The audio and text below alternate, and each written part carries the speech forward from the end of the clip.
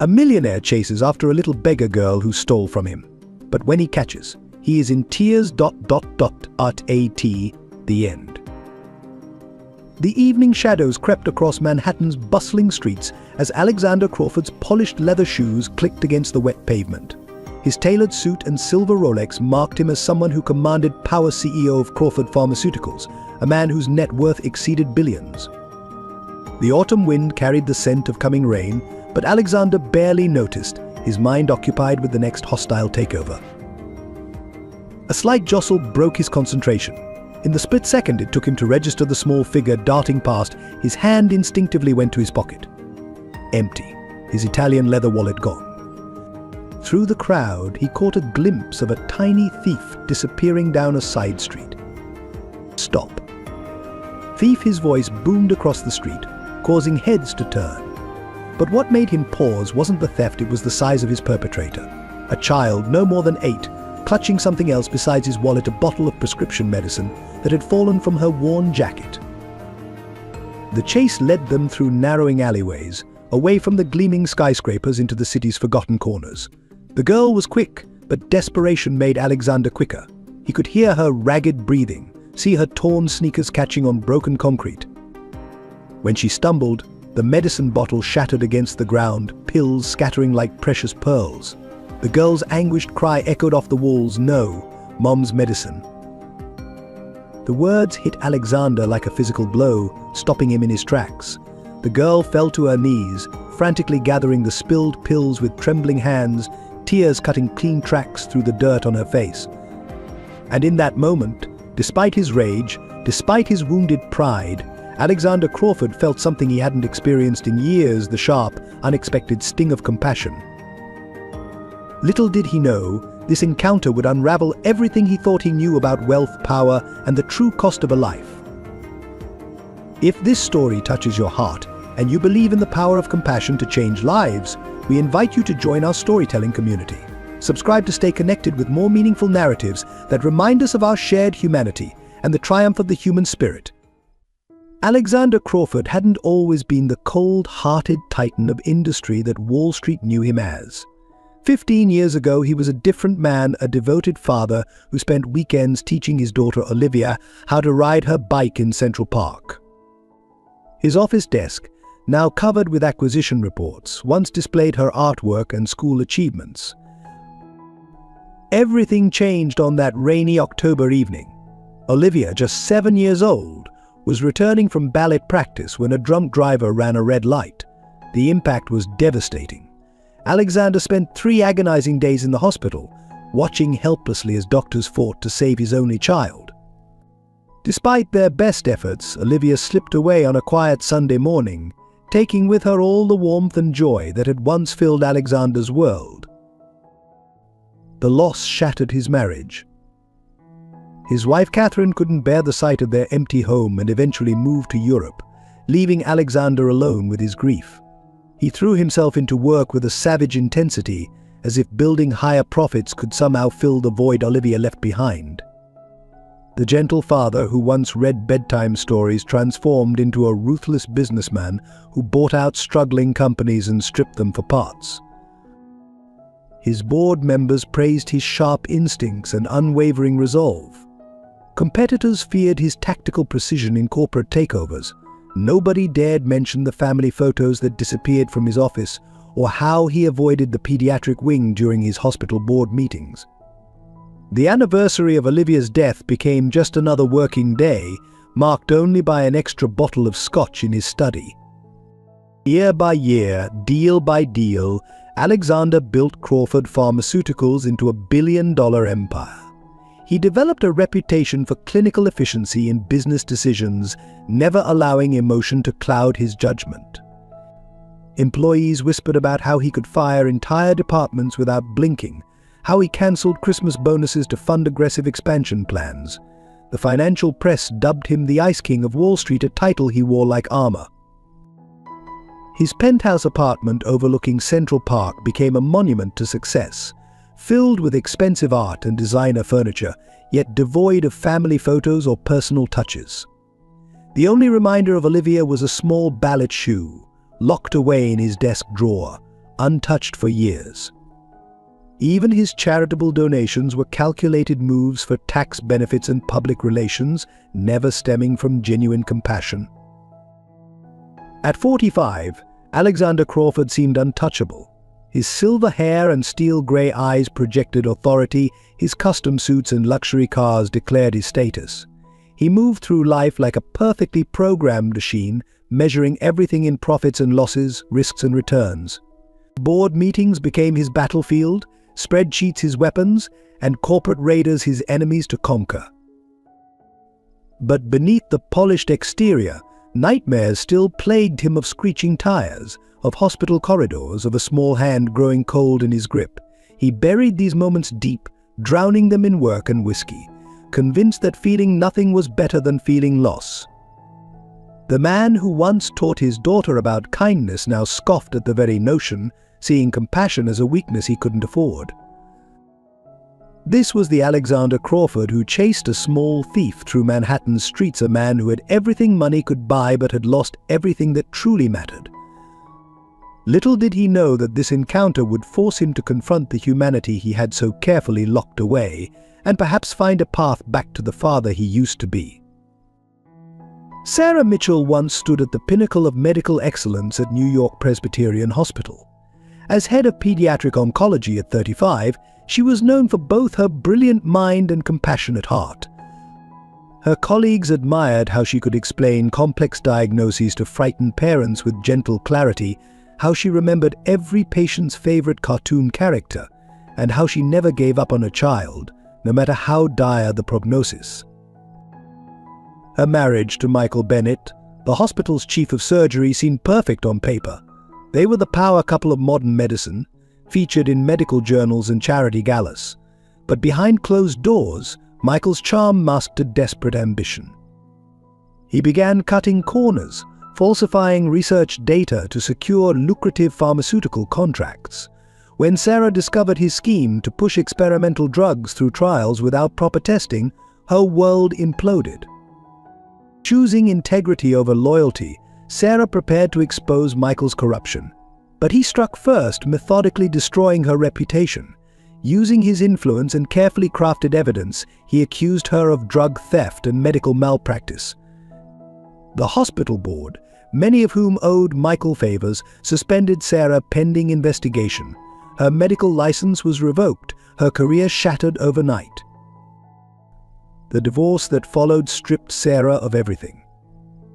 Michael's high-powered lawyers painted her as mentally unstable, claiming her accusations were delusions born of drug addiction. Her colleagues turned away, unwilling to risk their careers by supporting her. The press, fed stories by Michael's PR team, portrayed her as a fallen angel of medicine, another brilliant doctor corrupted by prescription drugs. Left with nothing but her integrity, Sarah retreated to a small apartment in the city's edges. She took jobs at clinics under assumed names, helping those who couldn't afford proper medical care. But fate wasn't finished with her yet. The mysterious symptoms started gradually: fatigue, tremors, increasing weakness. The diagnosis, when it came, was devastating: a rare autoimmune condition that attacked her nervous system. The cruel irony wasn't lost on her. The disease was one she had studied extensively, had even written papers about. The treatment required expensive medications, the very ones controlled by pharmaceutical companies now led by her ex-husband. Michael, knowing her condition, made sure every major hospital and insurance provider blacklisted her. Yet Sarah refused to break. She channeled her remaining strength into caring for her daughter Emily, shielding her from the worst of their circumstances. Even as medical bills mounted and treatments became impossible to afford, she maintained her dignity. She taught Emily about resilience, about standing up for truth, even when the world turns against you.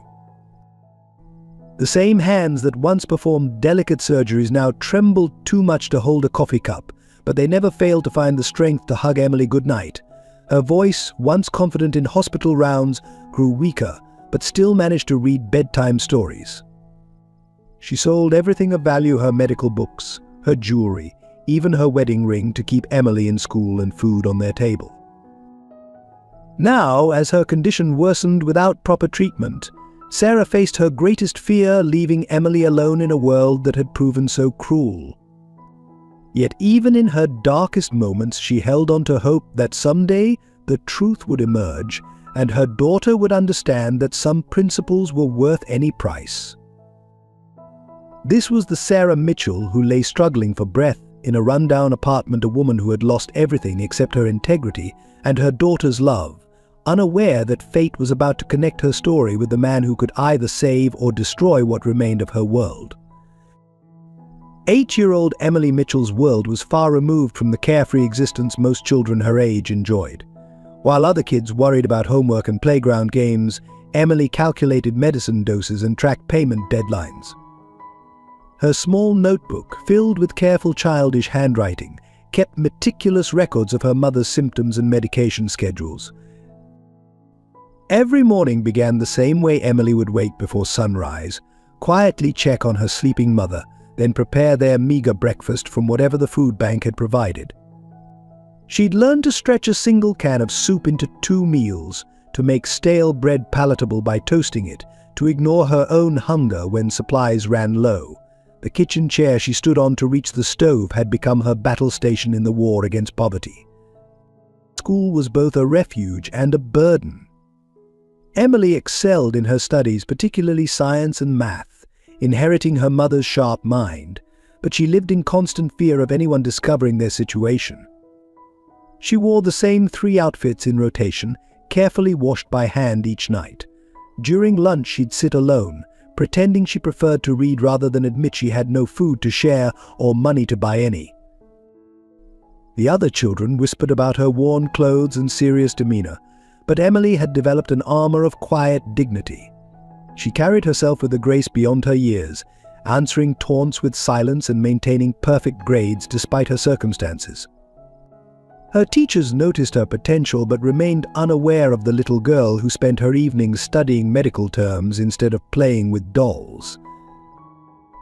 The local pharmacy became her second home.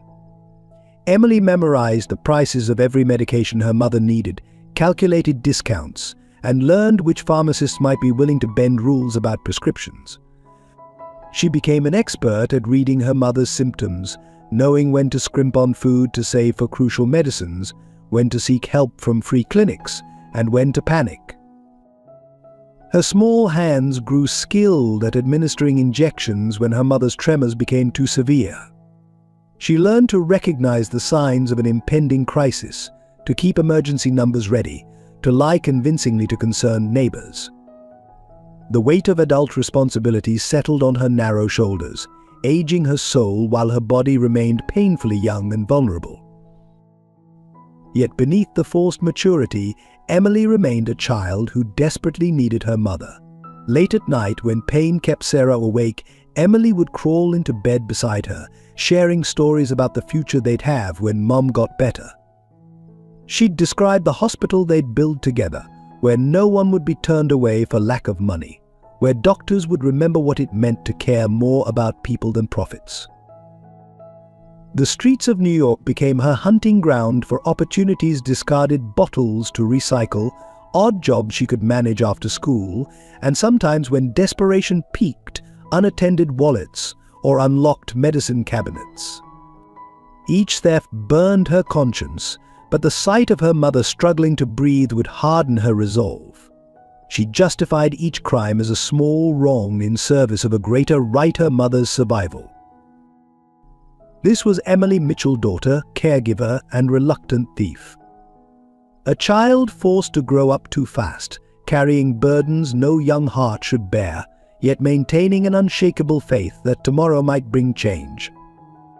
She was unaware that her fateful encounter with Alexander Crawford would set in motion events that would transform not only her life but the lives of everyone involved. The morning after the theft, Alexander sat in his mahogany-lined office, the girl's desperate cry about her mother's medicines still echoing in his mind. Against his usual principles, he found himself scanning police reports of the incident. Something about her face, streaked with tears and dirt, haunted him.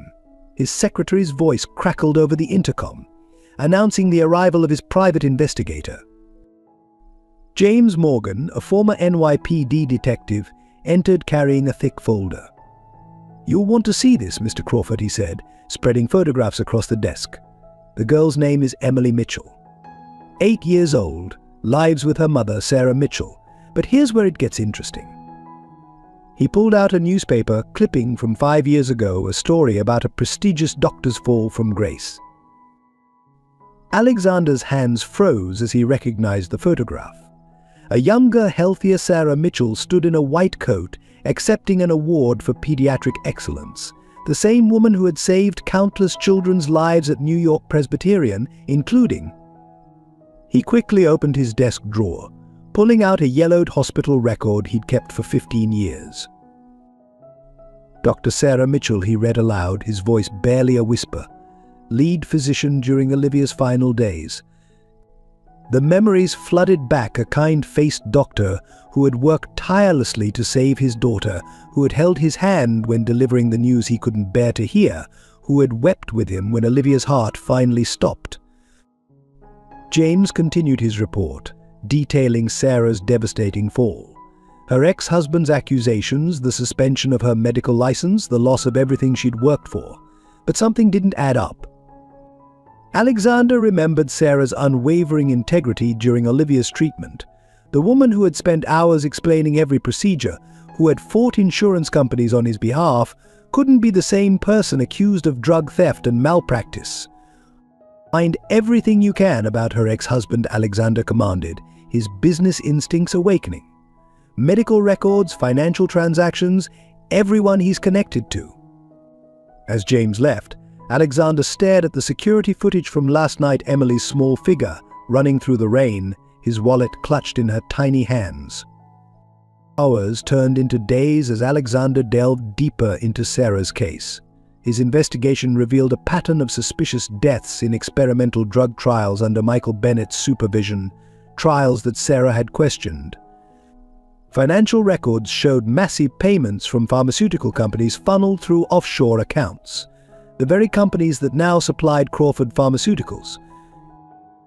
The revelation hit him like a physical blow.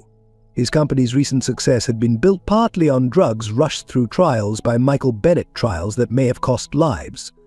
The same corrupt system that had destroyed Sarah's career had made him millions.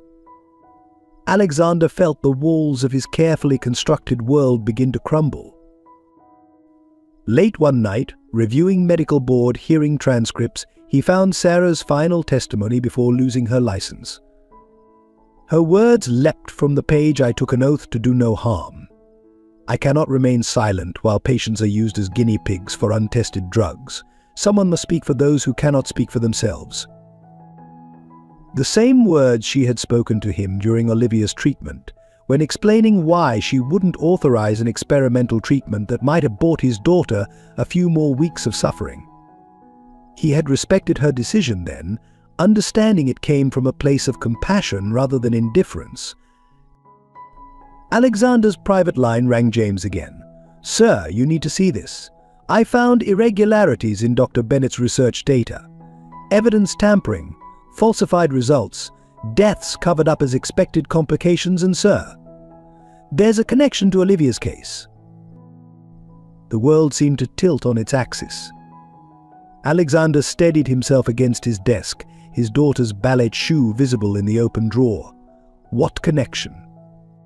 The drunk driver who hit Olivia. He was a research subject in one of Bennett's trials. The accident happened 2 days after he reported severe side effects, including disorientation and blackouts. Bennett buried the report and claimed the death was unrelated to his drug. In that moment, Alexander Crawford, the man who had spent 15 years building walls around his heart, felt them shatter completely. His daughter's death, Sarah's destruction, Emily's desperate theft, all connected by one man's ruthless ambition. The same man whose drugs now filled Crawford Pharmaceuticals' inventory.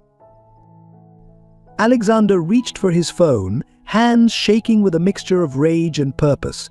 "Cancel all my meetings tomorrow," he told his secretary, "and find me Sarah Mitchell's current address." The time had come to right some wrongs, to honor both his daughter's memory and the doctor who had fought to protect others from suffering her fate. Emily's world had shrunk to a series of desperate calculations. Her mother's condition was deteriorating rapidly, each breath becoming more labored, each tremor more violent. The stolen wallet had yielded enough for one prescription, but they needed 3 different medications to keep Sarah stable. The girl sat at their worn kitchen table, counting coins and crumpled bills for the 100th time, knowing it would never be enough. She had already sold everything of value in their apartment: her mother's medical books, their old laptop, even the locket containing her grandmother's picture. The local pawn shop owner had stopped accepting her items, his pity becoming too heavy to bear. The food bank supplies barely lasted 3 days now, and Emily had started skipping meals to ensure her mother could eat.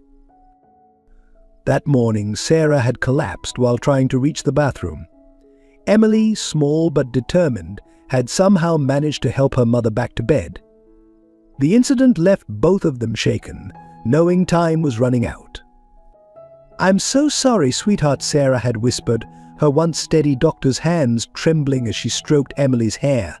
"You shouldn't have to live like this." The sound of heavy footsteps outside their apartment door interrupted Emily's calculations. Through the peephole, she saw 2 men in suits, not the usual bill collectors. Her heart raced as she recognized one of them, the man whose wallet she had stolen. Emily quickly pushed a chair against the door, her mind racing through possible escape routes. "Emily?" Emily Mitchell, Alexander Crawford's voice was softer than she remembered from the chase. "I'm not here to hurt you. I need to speak with your mother, Dr. Sarah Mitchell. It's about Michael Bennett." The name sent a chill through Emily. She had overheard enough late-night phone calls to know her father was the source of their suffering.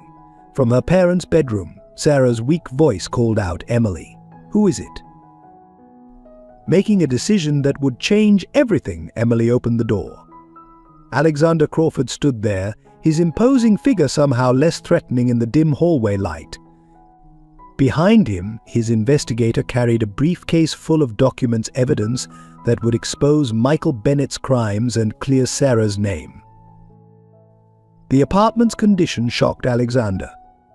Medical supplies cluttered every surface, prescription bottles lined up like soldiers on the kitchen counter.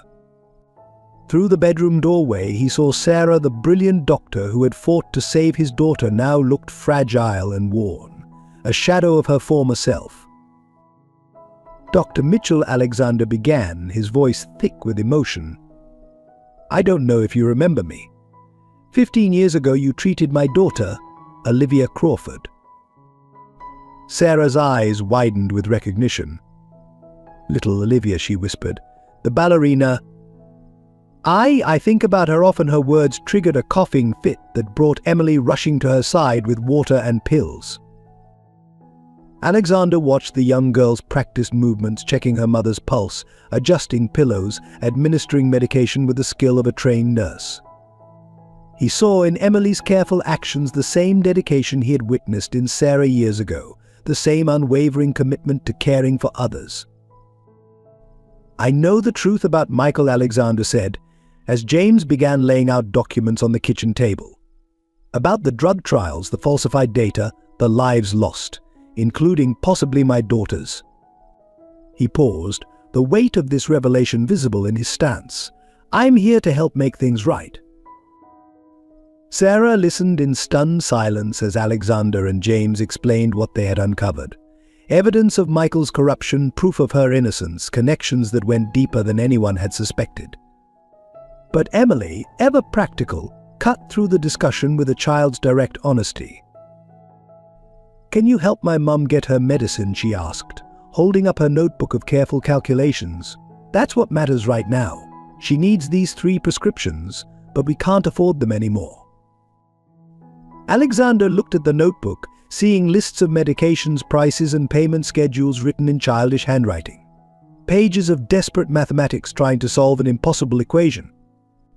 His throat tightened as he realized this small girl had been carrying the weight of her mother's survival alone.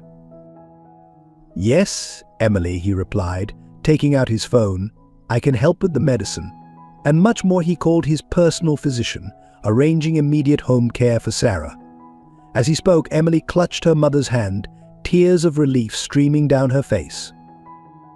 What none of them knew was that Michael Bennett had his own surveillance in place. As Alexander Crawford's car pulled up to the apartment building, photos were taken. As James carried in boxes of evidence, messages were sent. In his luxurious office across town, Michael Bennett began making calls of his own, setting in motion events that would test them all. Michael Bennett sat in his penthouse office at Bennett Pharmaceuticals, examining the surveillance photos of Alexander Crawford entering Sarah's apartment building. His manicured fingers tapped rhythmically on his mahogany desk as he processed this unexpected development. The great Alexander Crawford, showing interest in his ex-wife's case, could destroy everything he'd built. "Get me everything on Crawford," he barked into his phone. Every weakness, every skeleton, every pressure point we can use. His legal team had already warned him about Crawford's investigation into the old drug trials. But Michael hadn't survived this long in the pharmaceutical industry by playing defense. Reports began flooding in about Crawford's recent activities, the private investigators, the document requests, the meetings with former research subjects. Michael's face darkened as he realized the extent of Crawford's probe. The connection to Olivia Crawford's death was particularly dangerous. If that information went public, everything would unravel. He pulled up Sarah's medical records on his computer, noting her deteriorating condition with clinical detachment. The autoimmune disease attacking her nervous system was rare but treatable with medications his company controlled. He had ensured that every major pharmacy and hospital would deny her access to these drugs, a slow revenge for her attempted whistleblowing. So his assistant interrupted. The board members are waiting in the conference room. Michael straightened his tie, practiced his convincing smile in the window reflection, and headed to meet them. The boardroom fell silent as he entered, 12 powerful figures waiting to hear how he would handle this threat to their profits. "Ladies and gentlemen," he began smoothly, "we have a situation developing with Crawford Pharmaceuticals. Their CEO seems to be taking an unhealthy interest in some of our past research protocols." He clicked through a presentation showing how their stock might be affected if certain information became public.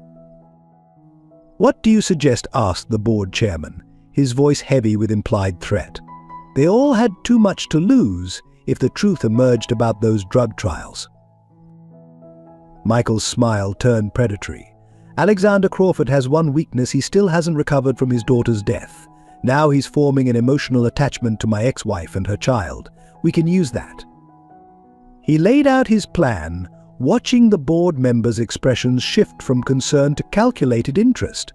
But the vote was unanimous. They would strike first, using their influence to pressure Crawford's company, while simultaneously destroying any remaining credibility Sarah might have.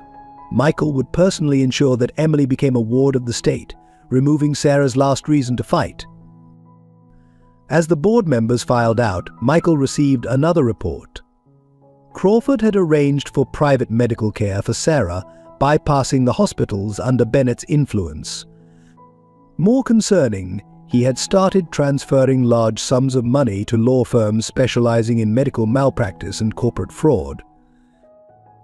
Michael called his most trusted associate, a man who handled delicate matters with brutal efficiency.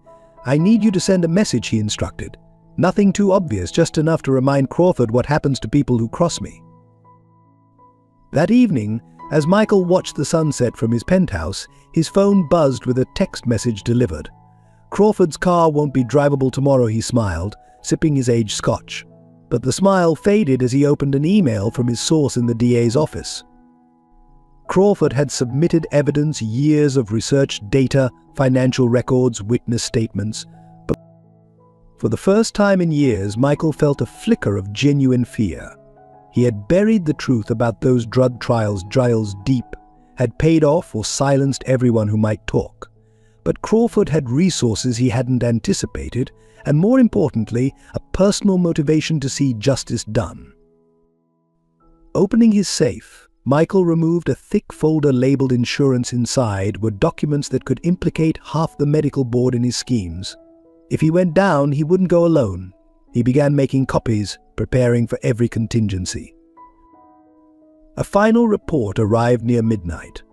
Crawford had visited Olivia's grave after leaving Sarah's apartment, staying for over an hour. Michael studied the surveillance photo, noting how Crawford had knelt before the headstone, his shoulders shaking with what appeared to be sobs. "Perfect," Michael murmured, already formulating his next move. He would use Crawford's grief against him, make him question whether he was thinking clearly, suggest that his obsession with Sarah's case was just displaced guilt over his daughter's death. The game was set. Michael Bennett, who had built his empire on others' suffering, prepared for one final battle, never suspecting that his carefully constructed world was about to collapse from within. The crisis began without warning on a quiet Sunday morning. Sarah's condition deteriorated rapidly, her body rejecting the generic medications they'd been forced to use. Emily awoke to find her mother convulsing, skin clammy and grey, breath coming in ragged gasps. "Mr. Crawford," Emily's panicked voice crackled through Alexander's phone at 4 a.m. "Mom can't breathe properly. Her lips are turning blue. Please help." The raw terror in her voice propelled him from bed to car in minutes, breaking every speed limit between his penthouse and their apartment. He arrived to find Emily performing basic CPR, her small hands maintaining the rhythm she'd learned from YouTube videos. The sight stopped him cold, a child fighting death with nothing but determination and love. "The ambulance is coming," he managed, kneeling beside them. "Keep going, Emily. Just like that." Paramedics burst through the door moments later, quickly taking over. Their faces grew grim as they checked Sarah's vitals.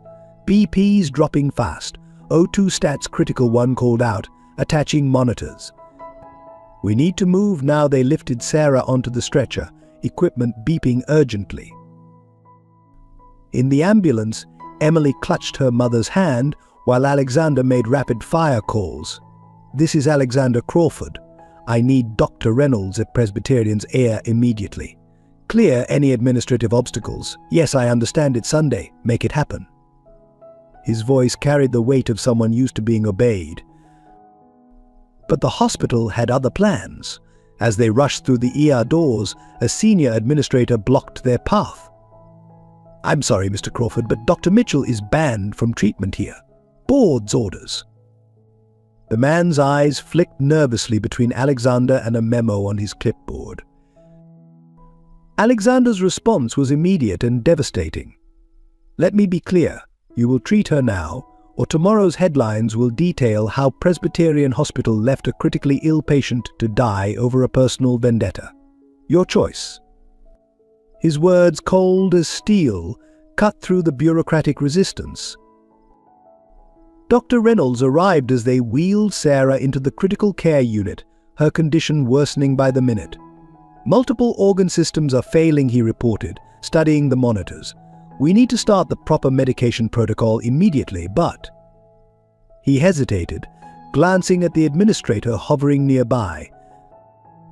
But what Alexander demanded, already guessing the answer.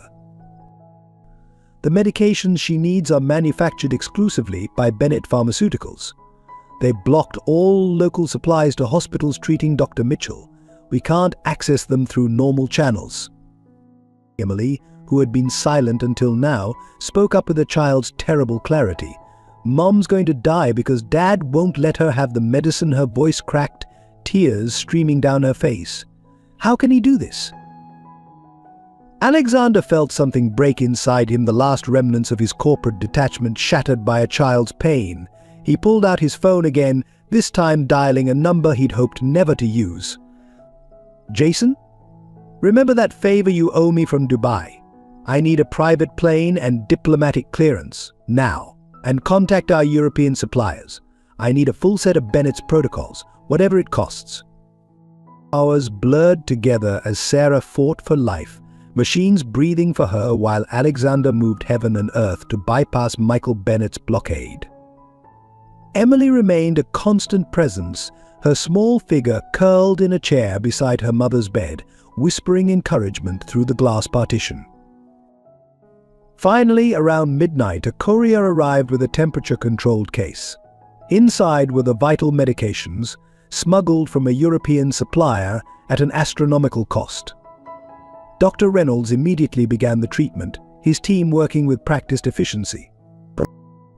But as dawn approached, it became clear they were losing ground.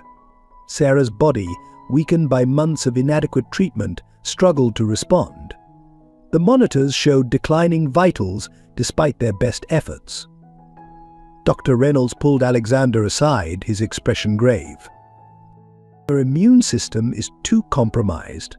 Without sustained treatment in a properly equipped facility, she won't survive another crisis like this. And Bennett has blocked her access to every major hospital in the country. Alexander watched Emily through the window, her face pressed against the glass, mouthing words of encouragement to her unconscious mother. In that moment, he made a decision that would alter all their lives. What if I could guarantee her treatment at a private facility, one beyond Bennett's reach? Dr. Reynolds looked skeptical. The only place with that capability would be the Crawford Medical Research Center in Switzerland, but the waiting list. I own it, Alexander cut in. I can have a fully equipped medical transport ready in hours. We can transfer her directly to our intensive care unit there. But Sir Dr. Reynolds hesitated, the cost of such treatment. Damn the cost, Alexander's voice cracked with emotion. I watched my daughter die in this hospital 15 years ago. I won't let it happen to Emily's mother, not when I can prevent it. As he moved to make arrangements, an orderly rushed up with an urgent message. Police officers were in the lobby, accompanied by social services. Michael Bennett had made his move, filing an emergency petition for Emily's removal from Sarah's custody on grounds of medical neglect and child endangerment. The game had changed. Now they weren't just fighting for Sarah's life, but for Emily's future as well. Alexander Crawford, who had spent years building walls around his heart, found himself preparing for a battle that would require him to tear them all down. Emily's world collapsed in slow motion as the police officers approached the ICU. Through the glass walls, she watched them conferring with hospital administration, their badges glinting under fluorescent lights. A woman in a grey suit clutched a folder stamped with official seals documents that would tear her from her mother's side. "No, please," she whispered, backing away from the door. "I can't leave her. She needs me." Her small hands gripped the bedrail of Sarah's bed, knuckles white with determination. Alexander stood beside her, his tall frame positioned protectively between Emily and the approaching authorities. The social worker entered first, her practiced smile doing nothing to mask the gravity of the situation. "Emily Mitchell, I'm Mrs. Davidson from Child Protective Services.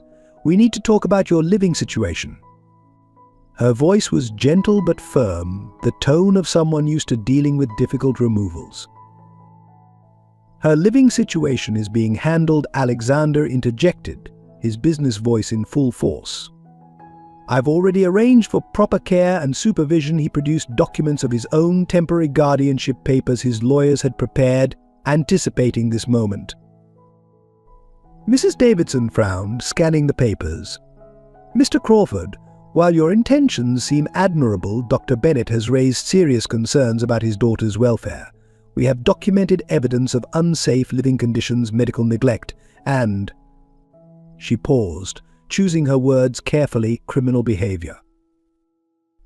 Emily felt her face burn with shame, knowing they meant her theft. The social worker continued, "Furthermore, with Dr. Mitchell's current condition, she's clearly unable to provide adequate care. The court has granted temporary custody to Dr. Bennett." My father, Emily's voice trembled with disbelief. "He's the reason we're here. He made sure Mum couldn't get her medicine. He made us live like that." Tears streamed down her face as years of hurt and anger poured out. "He never even visited when Mum got sick. He didn't care if we lived or died." The police officers shifted uncomfortably, but Mrs. Davidson remained unmoved. "I understand you're upset, but Dr. Bennett is your father and a respected physician.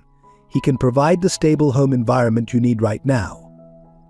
Alexander's mind raced, calculating options. He could see Michael's strategy: gain custody of Emily, use her as leverage to force Sarah to drop any potential lawsuit. With Emily under his control, Sarah would sign anything, admit to anything, just to protect her daughter. Emily needs to stay with her mother, Alexander argued, his voice intense. Sarah's condition is critical. Separating them now could have devastating psychological consequences for both of them. He pulled out his phone, ready to wake up every judge and lawyer in his contact list. But the law was clear, and Michael's influence ran deep. The police officers moved forward, their expressions sympathetic but determined.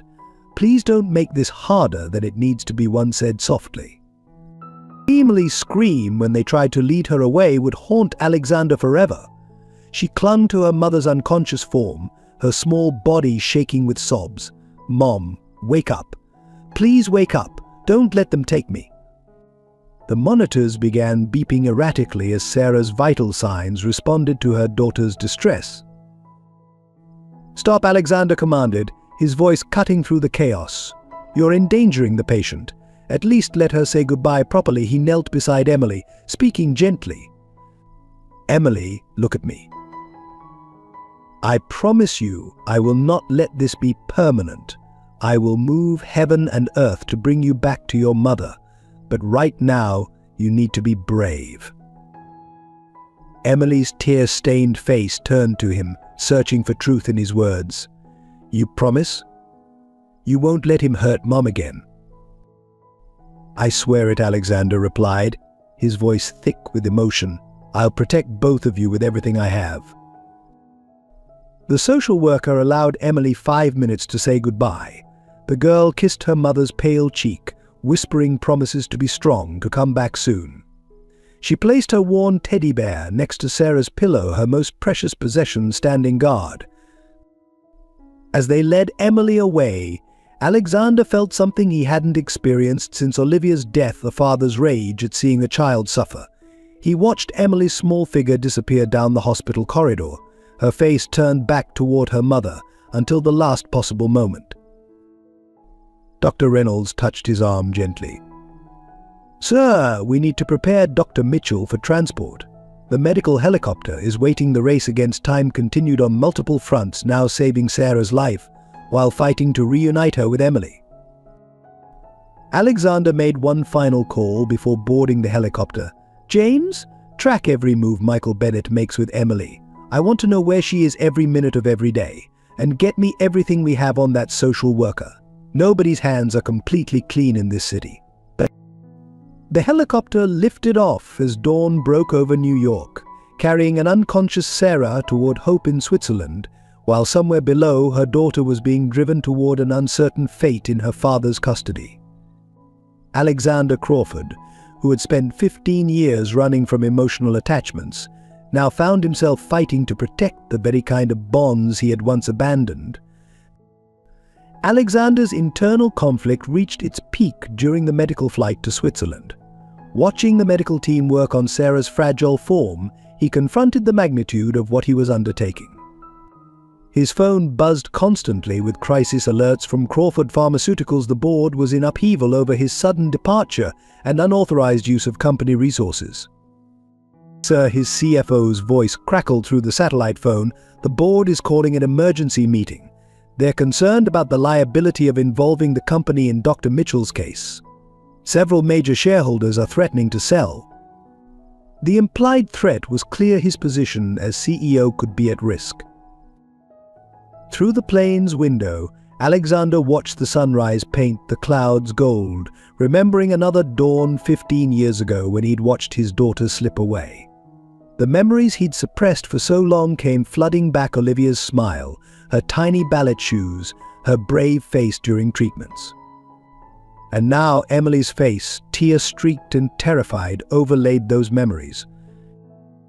"Let them meet," he replied finally, "and release this statement to the press. Crawford Pharmaceuticals is launching a full investigation into potentially dangerous drug trials conducted by Bennett Pharmaceuticals. Emphasize our commitment to patient safety over profits." He paused, then added, and announce my personal donation of $50 million to establish a foundation for medical ethics oversight. The CFO's sharp intake of breath was audible.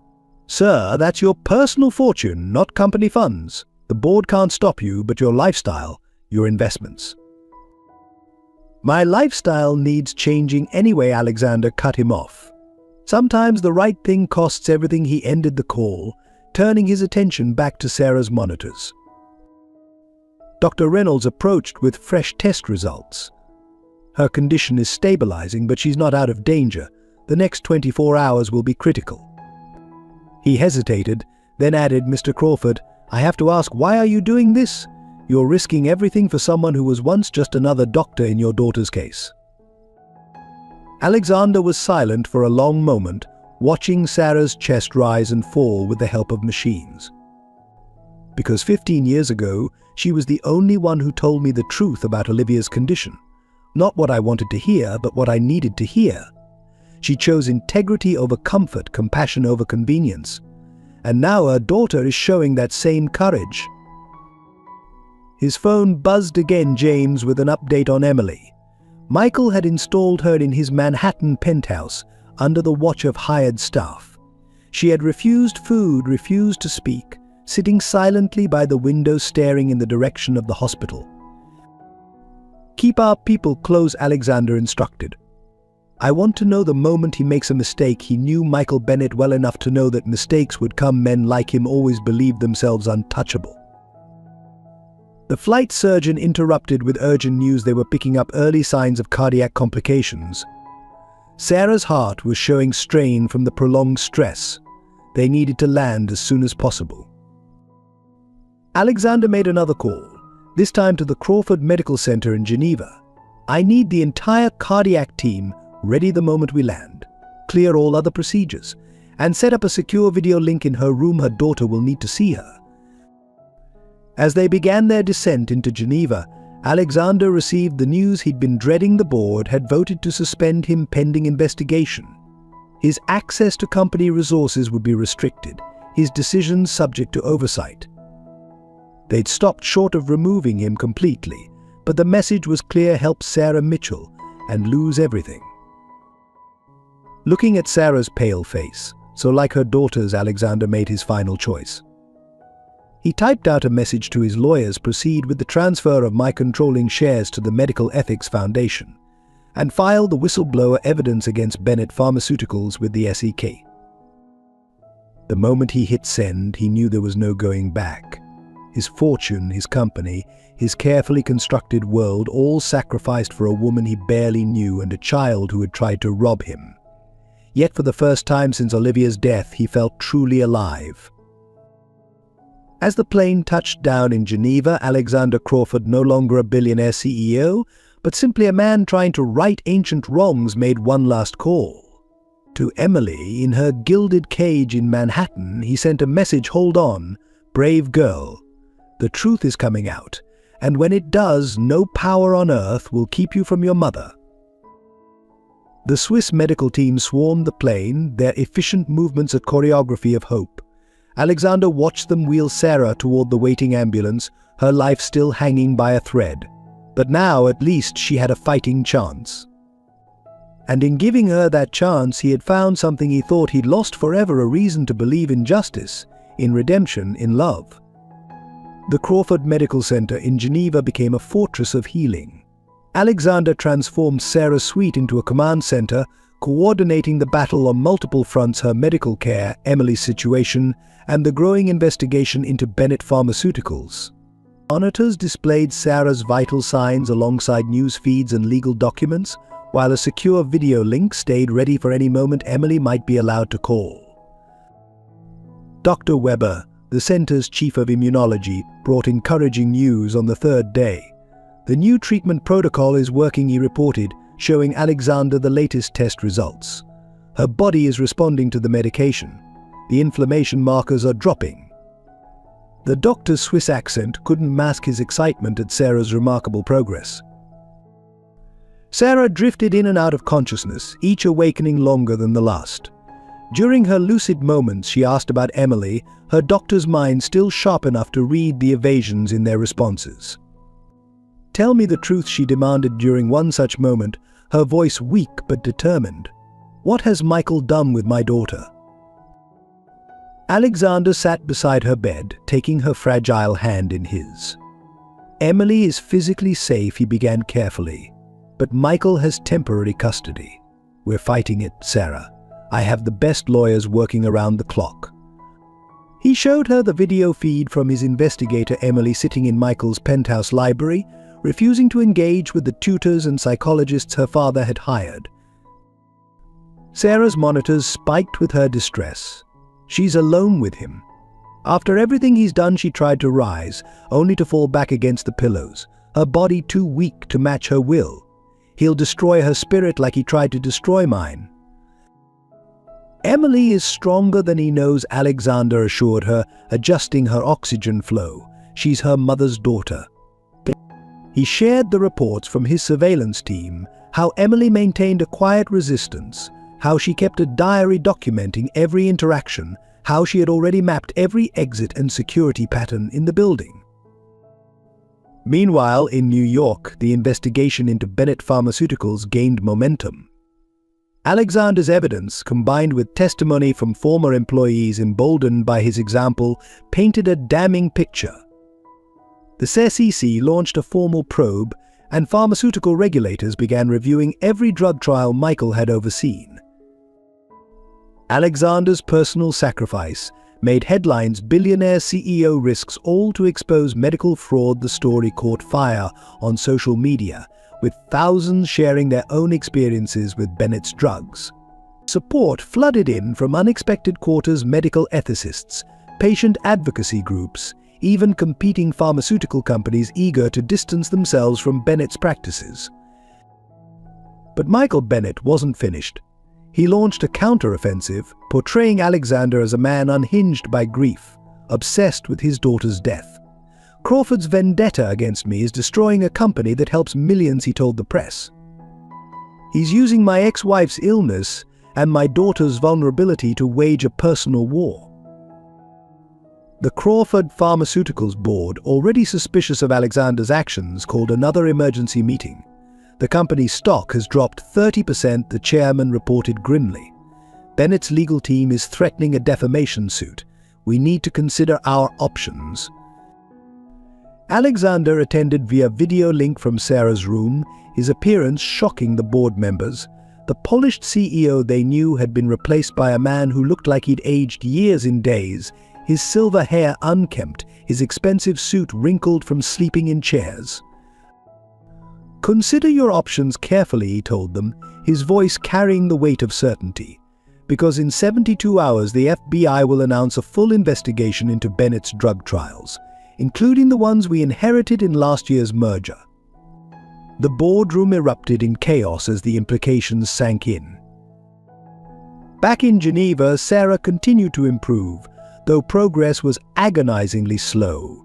Physical therapy began, first with simple hand exercises, then graduate movements to rebuild her strength. Alexander attended every session, encouraging her through the pain and exhaustion. During one particularly difficult therapy day, Sarah asked the question that had been haunting her. "Why are you doing all this? You've lost your company, your reputation, everything you've built, and for what? A woman you barely know and a child who tried to steal from you." Alexander was silent for a long moment, helping her adjust the walking frame she now used. Finally he spoke, his voice rough with emotion. 15 years ago I lost my daughter and responded by losing my humanity. I built an empire on the same foundation of greed and indifference that killed Olivia." But Emily paused, gathering himself. "Emily showed me what real courage looks like. And you, Sarah, you never lost your integrity, even when it cost you everything." Sarah's eyes filled with tears. "But the cost to you is nothing compared to the cost of staying who I was," he finished.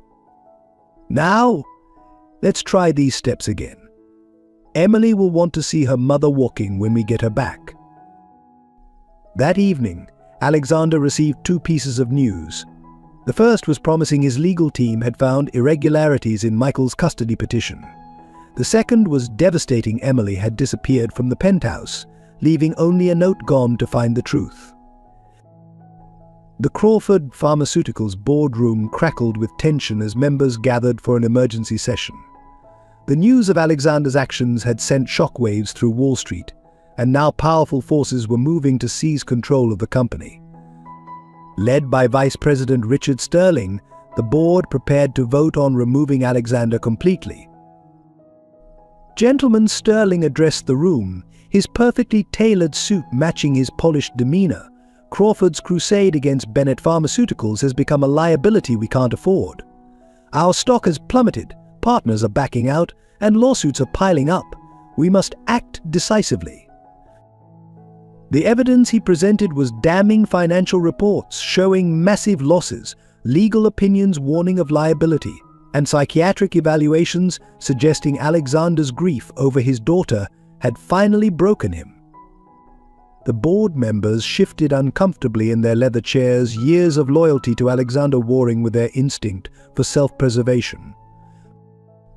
But they hadn't counted on Linda Chen, Alexander's longtime secretary and keeper of the company's deepest secrets. She burst into the meeting, clutching a stack of documents. "Before you vote," she announced, her voice steady despite the tension, "you should see what Mr. Crawford asked me to hold for exactly this moment." The documents revealed a web of corruption within the board itself. Secret deals with Bennett Pharmaceuticals, kickbacks from drug trials, evidence of insider trading, all meticulously documented by Alexander over the years. "He knew some of you might turn against him," Linda explained, watching faces pale around the table. He prepared accordingly. Sterling attempted to dismiss the revelations, but Linda wasn't finished. She played an audio recording of him discussing illegal price fixing with Michael Bennett. The boardroom erupted into chaos as members realized their own complicity could no longer be hidden. Meanwhile, across the city, Michael Bennett faced his own crisis. Emily's disappearance had triggered a media frenzy, with questions being raised about his fitness as a parent, his carefully crafted image as the wronged father began to crumble as reporters dug deeper into his past. His phone rang an unlisted number. Having trouble keeping track of an 8-year-old, Michael Alexander's voice was cold with satisfaction. "Perhaps you should have spent less time destroying lives and more time understanding your daughter." "Where is she, Crawford?" Michael snarled, his composure cracking. "If you've taken her." "Like you took her from Sarah," Alexander cut in. "No, Emily made this choice herself. She's braver than either of us imagined. And now the whole world is watching to see what kind of father you really are." The conversation was interrupted by Michael's security team. They'd found evidence that Emily had accessed his private office before disappearing.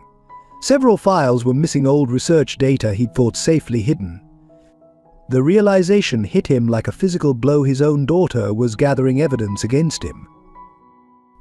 Back at Crawford Pharmaceuticals, the board vote took an unexpected turn. Linda's revelations had sparked a wave of conscience among some members, while others simply feared prosecution. When the votes were counted, Alexander remained CEO, while Sterling and his closest allies were suspended pending investigation. Linda immediately called Alexander in Geneva. "It worked, sir." The board backed down, but Sterling won't give up easily. He's already reaching out to Bennett's lawyers. Alexander barely registered the victory, his mind focused on Emily. His investigators had traced her movements to the public library, where she'd been researching her father's old drug trials. But then, the trail went cold. An 8-year-old girl had managed to disappear in Manhattan, carrying secrets that could destroy powerful men. She's not just hiding, Alexander realized, sharing his thoughts with Sarah during her evening therapy session. She's hunting. Everything she learned, taking care of you, keeping records, managing medications, staying invisible when needed, she's using those skills now. Sarah gripped her walking frame tighter, fighting to take another step. She's too smart to go to obvious places. Think Alexander. Where would a child who spent years being invisible feel safe? The answer hit him suddenly. He called James, his investigator, checked the homeless encampments, especially near hospitals.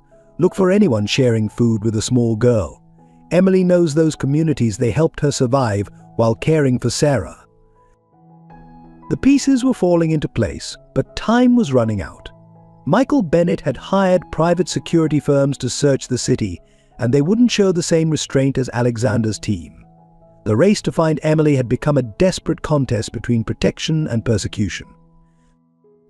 As night fell over Manhattan, Emily Mitchell huddled in a hidden corner of an abandoned building, carefully organizing the documents she'd stolen. Her father had taught her the importance of keeping meticulous records, never imagining she would use that lesson against him. In her small backpack, next to her mother's old medical ID badge, she carried enough evidence to expose decades of corruption. She knew they were looking for her, both Alexander's people and her father's. But she had learned long ago how to become invisible when needed. The same skills that had helped her steal medicine for her mother now helped her steal truth from her father. The truth about Michael Bennett's crimes emerged in an unexpected way. Emily, showing wisdom beyond her years, hadn't taken the documents directly to the authorities or media. Instead, she'd worked methodically, making copies and leaving them in strategic locations: her old school, the free clinic that had helped them, and most importantly, in the hands of other families affected by her father's drug trials. The story exploded across social media. Parents whose children had suffered mysterious symptoms during Bennett's trials began connecting online, sharing their experiences. Medical records that had been buried for years resurfaced. Emily's carefully organized evidence provided the missing links, revealing a pattern of deliberate negligence and falsified data.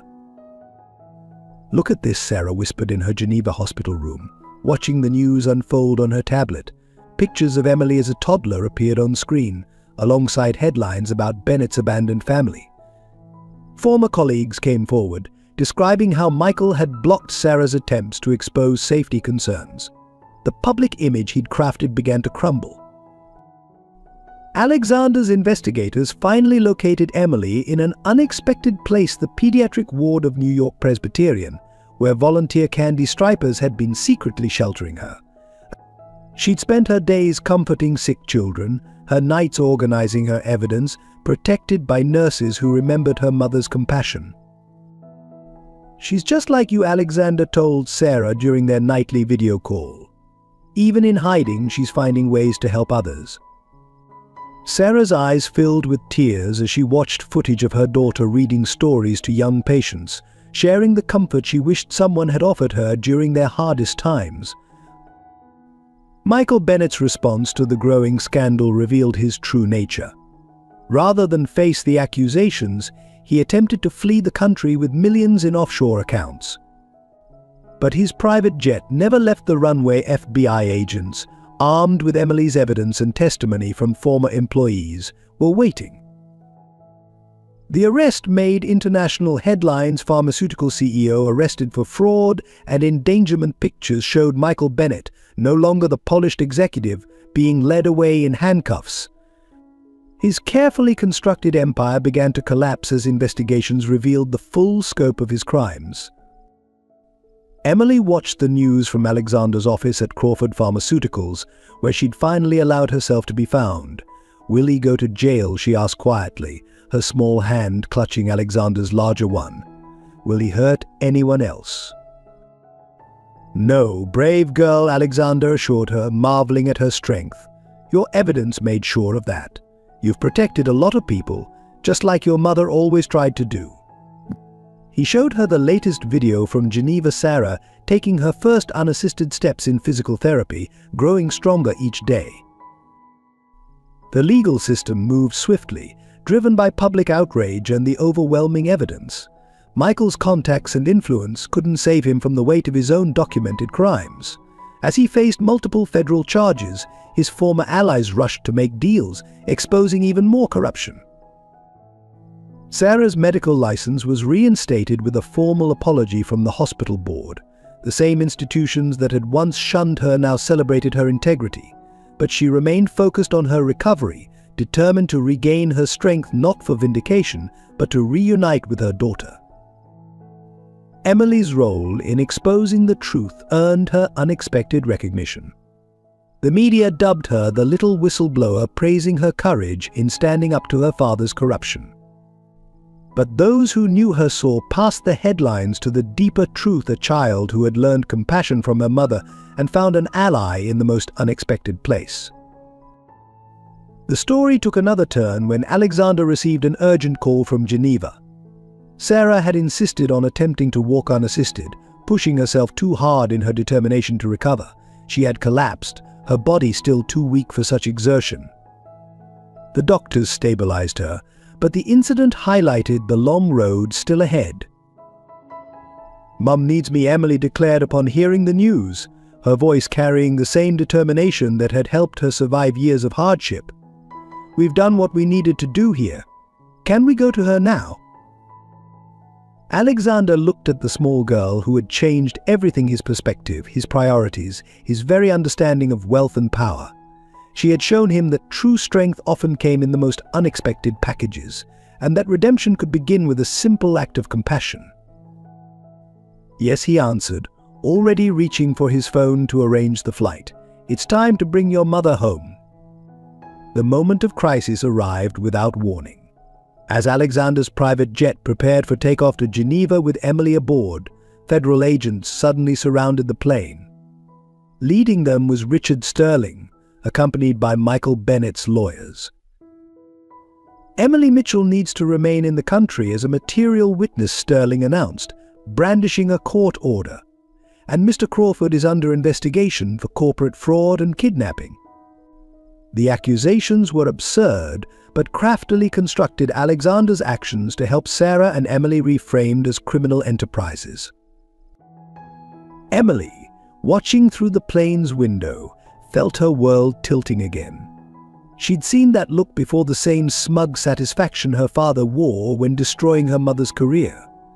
Now Sterling wore it, thinking he had finally outmaneuvered Alexander Crawford. "You can't separate us again," Emily cried, clinging to Alexander as agents boarded the plane. "Mom needs us." Her voice carried the weight of years of trauma, of too many forced separations. Alexander stood, positioning himself between Emily and the approaching agents. "Think carefully about your next move," Sterling, he warned, his voice deadly calm. "You're not just fighting me anymore." He nodded toward the airport perimeter, where news vans were already gathering.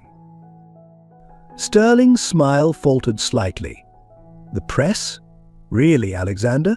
We both know they'll believe whatever story has the most zeros behind it." He gestured for the agents to move forward.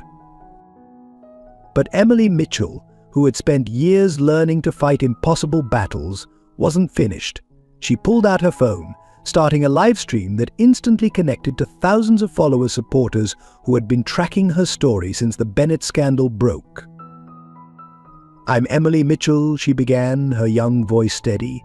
"And these men are trying to keep me from my mother, just like my father did. They're using the same tactics, the same lies." The view count exploded as she spoke, her words reaching across social media platforms. Sterling moved to stop her, but it was too late. Emily continued, tears streaming down her face. "My mom is in hospital in Geneva. She almost died because powerful men like them decided profit was more important than people. Mr. Crawford is the only one who helped us when everyone else looked away, and now they want to punish him for it." The agents hesitated, uncomfortably aware of the cameras now recording their every move. Sterling's phone began buzzing incessantly, board members watching the live stream, panic spreading as their company's reputation hung in the balance. Alexander used the moment to make his own move. "James," he spoke into his phone, "execute Protocol Omega across the city." Servers hummed as encrypted files were released to journalists, regulatory agencies, and law enforcement. Everything Alexander had gathered over years of watching his own board members, every shadowy deal and compromised decision. Sterling's face went ash white as his phone exploded with notifications. The evidence implicated him in years of corporate fraud, all traceable back to deals with Bennett Pharmaceuticals. He had thought he was destroying Alexander Crawford instead. He had triggered his own downfall. "You knew," Sterling whispered, realization dawning. "You knew I was working with Bennett all along." "I knew the moment you tried to block Sarah's treatment," Alexander replied, "because it's exactly what I would have done in my old life. But Emily taught me there are more important things than power and pride." The federal agents, receiving urgent updates from their superiors, suddenly shifted their attention from Alexander to Sterling. The court order was revealed as fraudulent, part of a desperate last attempt by Bennett's allies to maintain control. Emily's live stream had reached millions, her tear-stained face becoming a symbol of corporate greed versus human compassion. Hashtags trended worldwide. "Let Emily fly, justice for Sarah Crawford hero."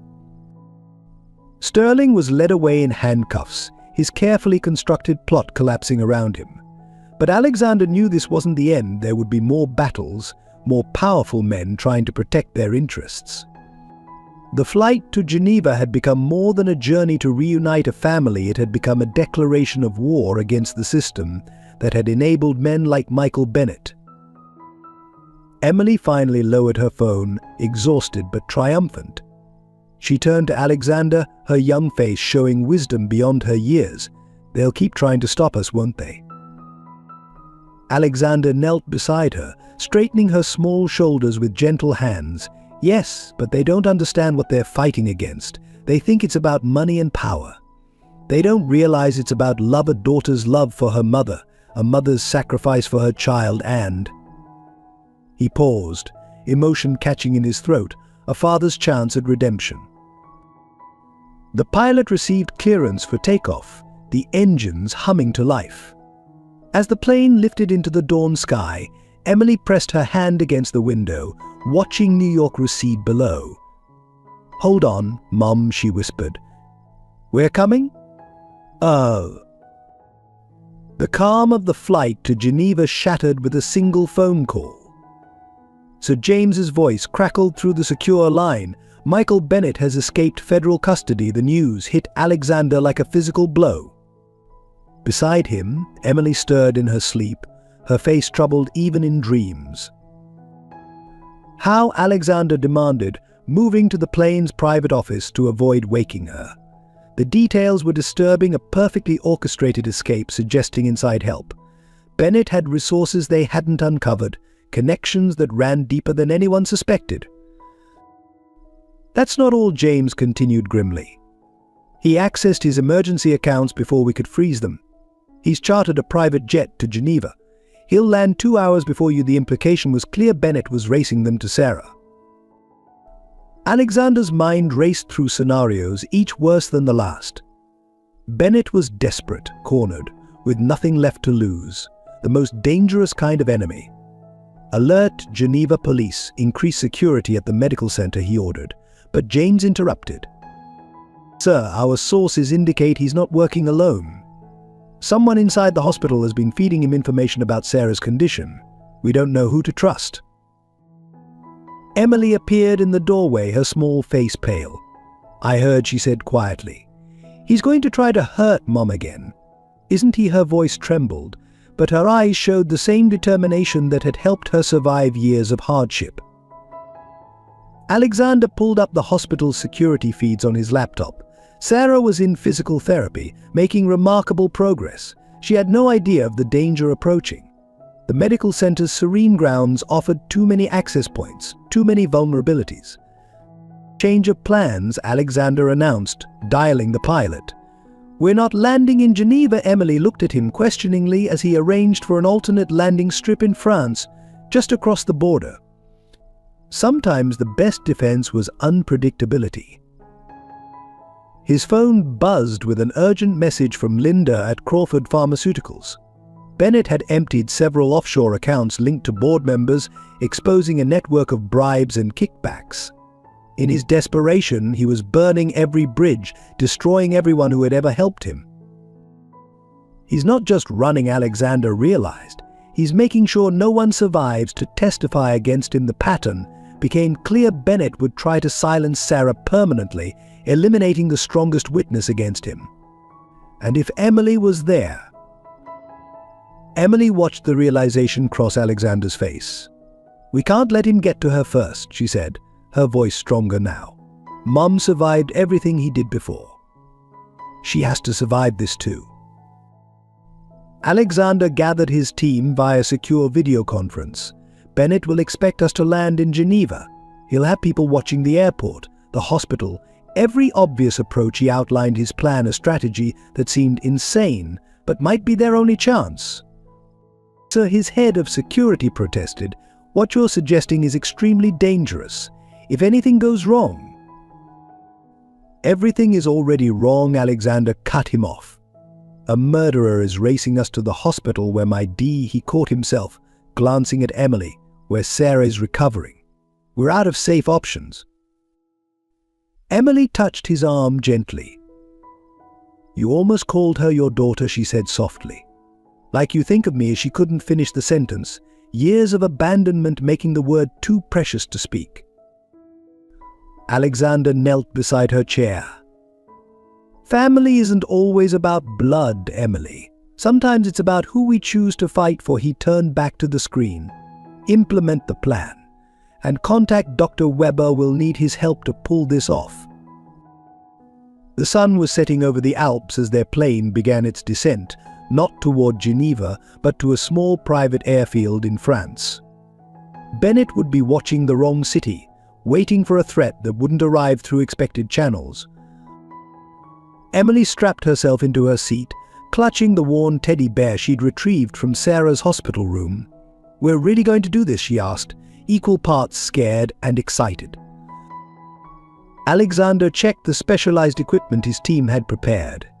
"Yes, we are, because sometimes the only way to beat someone who's willing to do anything is to do the impossible." He smiled at her, seeing in her eyes the same courage he'd once seen in Olivia's.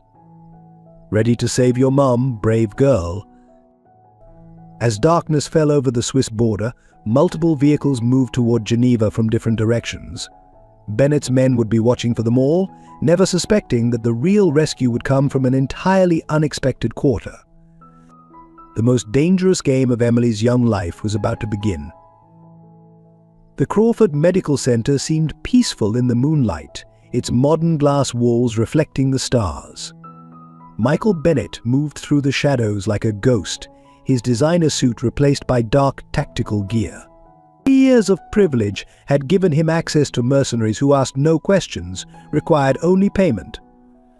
Inside the building, Sarah slept unaware of the approaching danger. The night nurse, paid handsomely to disable certain security systems, had added a mild sedative to her evening medication. The few loyal staff members on duty had been diverted to false emergencies on other floors. All clear. Bennett's hired team leader reported through their encrypted channel. "Target floor is secured. No sign of Crawford or the girl. Everything was proceeding according to plan." Or so he thought. High above the medical center, a sleek helicopter approached with its lights off. At the controls, Alexander checked his instruments while Emily, strapped into a specially modified harness, went through her own preparations. The plan was insane, perhaps the most reckless thing Alexander had ever attempted. But it was also their only chance. "Remember," he told Emily, "just like we practiced. Dr. Weber will be waiting at the rendezvous point. Trust your instincts." The girl nodded, her face set with determination as she checked her oxygen mask one final time. Below, Bennett reached Sarah's floor. The corridor stretched empty before him, emergency lights casting ominous shadows. He moved toward her room, a syringe of untraceable poison ready in his pocket. One last loose end to tie up, one final witness to silence. The first sign that something was wrong came from his team's surveillance feed. The hospital's backup generators suddenly engaged, plunging the building into momentary darkness before emergency systems activated. In that brief blackout, something changed. When the lights returned, Bennett found himself facing his own daughter. Emily stood in the corridor outside Sarah's room, small but unflinching. "Hello, Father," she said, her voice eerily calm. "Looking for someone?" Bennett's facade cracked slightly. "Emily?" How did you? He looked around wildly, expecting Crawford to appear. But they were alone in the corridor, his daughter somehow materializing like a ghost. Mom's not here, Emily continued, taking a step forward. She hasn't been here for hours, but I knew you'd come. Just like I knew you'd try to hurt her again. Her words carried years of accumulated pain and understanding. Above them, Alexander guided the helicopter into position, watching through night vision equipment as his team moved into place. Everything hinged on timing now and on Emily's courage. Bennett recovered his composure, trying to project fatherly concern. Emily, you don't understand. I'm here to protect your mother. Crawford has been manipulating you both, but Emily cut him off with a laugh that sounded too old for her years. Lying again, father? Like you lied about the drug trials. Like you lied to the medical board about Mom. She pulled out her phone, the red recording light blinking. I learned from you, always keep evidence. Bennett lunged forward, all pretense abandoned, but Emily was already moving. Years of navigating city streets, of avoiding danger, had made her quick. She ducked under his grasp, backing toward the emergency stairwell. Now, she shouted, and the hospital erupted into chaos. Smoke bombs detonated in strategic locations, setting off fire alarms. Bennett's hired team found themselves trapped in sealed sections of the building. Emergency doors activated by Alexander's security system override. Through the confusion, Emily led her father on a calculated chase, always just out of reach, always moving upward. Behind them, Alexander's team systematically neutralized Bennett's mercenaries, but the man himself remained focused solely on catching his daughter. They emerged onto the helipad, wind whipping around them. Bennett grabbed Emily's arm, finally catching her. Enough games, he snarled. Where is your mother? Emily smiled, a child's smile that held no fear. Look up, father. The helicopter appeared above them like an avenging angel, searchlight blazing. Bennett staggered back, shielding his eyes. In that moment, Emily twisted free, running to the helipad's edge, where a rescue harness waited. It's over, Michael Alexander's voice boomed through the helicopter's speakers. Federal agents are already in the building. Every word, every move has been recorded. You've lost.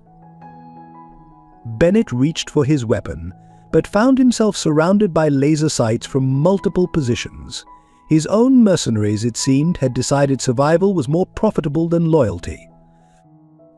As dawn broke over Geneva, Michael Bennett was led away in handcuffs for the second and final time.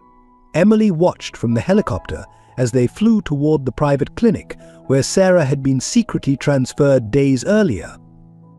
Her mother was safe, her father would face justice, and beside her, Alexander Crawford flew them all toward a future none of them had imagined possible. The victory at Geneva proved devastatingly short-lived. Within hours of Bennett's arrest, a cascade of catastrophes struck that threatened to destroy everything they had fought to protect. It began with an urgent call from Alexander's legal team in New York. Sir, Bennett's lawyers have initiated a scorched earth strategy, his chief counsel reported grimly. They're claiming Sarah was complicit in the drug trials, that she profited from them. They fabricated documentation showing her signature on key approvals.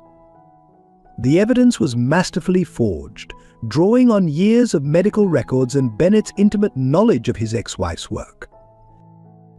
Sarah, still recovering at the private clinic, watched in horror as international news networks ran the story.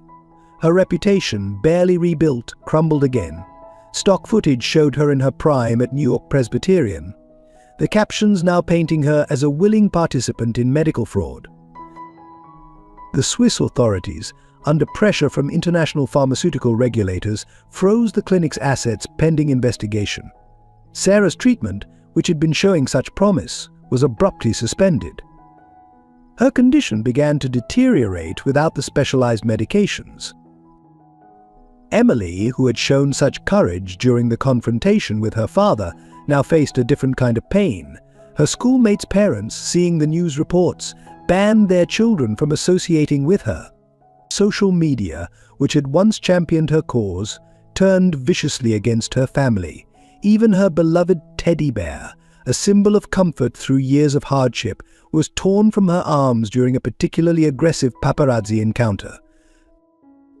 Alexander fought desperately on all fronts, but his resources were rapidly depleting. The Crawford Pharmaceuticals board, seizing the opportunity during the chaos, voted to remove him permanently. His personal accounts were frozen as part of the expanding investigation.